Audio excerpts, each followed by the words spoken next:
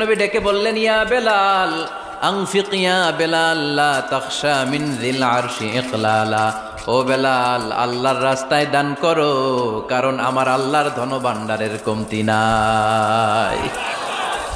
সাইয়েদনা বেলাল রাদিয়াল্লাহু তাআলা আনহু সবচেয়ে গরিব। শুনতেছেন? বুঝতেছেন? সবচেয়ে গরিব। ডাউন পার্টটা ঢাকার মতো একটা গার্মেন্ট ছিল, একটা কাপড়, এটা পেঁচায় আসতো, নামাজ পড়তো। গায়ে রাখার মতো কোনো জামা নাই, আর খাবার দাবার টাকা পয়সা বলতে নাই।